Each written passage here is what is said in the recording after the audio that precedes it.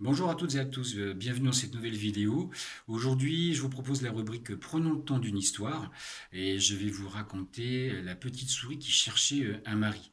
Je remercie aussi mon fils qui, évidemment, avec sa grande gentillesse, me filme un peu en amont, histoire que vous puissiez quand même avoir un bibliothécaire en chair et en os avant de rentrer vite fait dans l'histoire.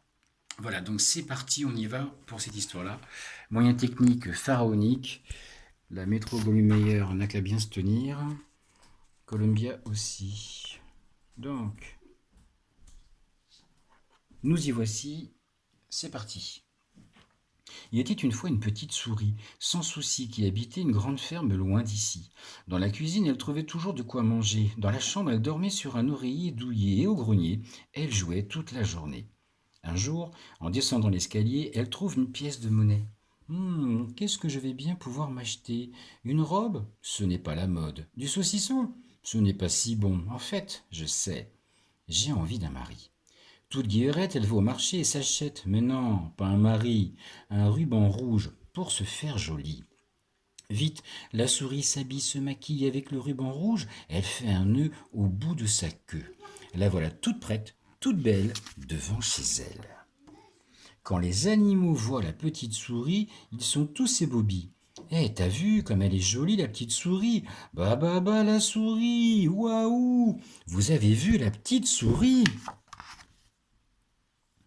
Le coq s'est approché le premier de la petite souris et lui a dit: C'est joli ce petit nœud que tu as sur la queue. Souris, petite souris, je veux être ton mari. D'abord chante pour moi, que j'entende ta voix, a répondu la souris. Cocorico, cocorico, cocorico. Oh là là, tu fais trop de bruit, ça m'ennuie.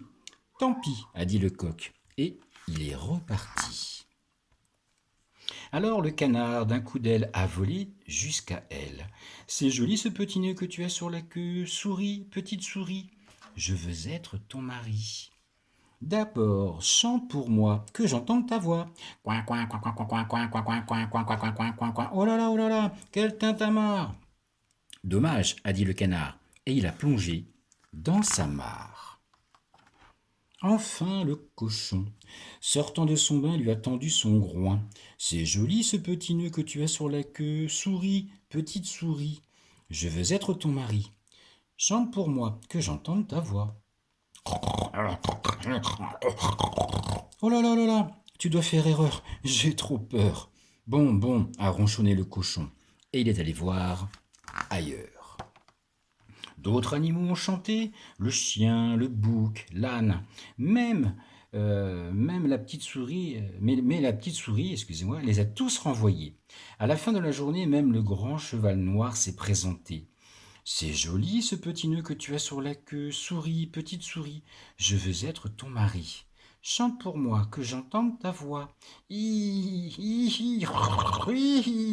Oh là là, c'est trop bruyant. Va-t'en, a fait le cheval, et il est reparti, crinière au vent. Le soleil allait se coucher, et voilà que le chat s'est réveillé. Il s'est étiré, il a lissé ses grandes moustaches et d'un bond souple et silencieux, il se retrouvait tout près de la petite souris. Il lui a dit droit dans les yeux: C'est joli ce petit nœud que tu as sur la queue, souris, petite souris, je veux être ton mari. Chante pour moi, que j'entende ta voix.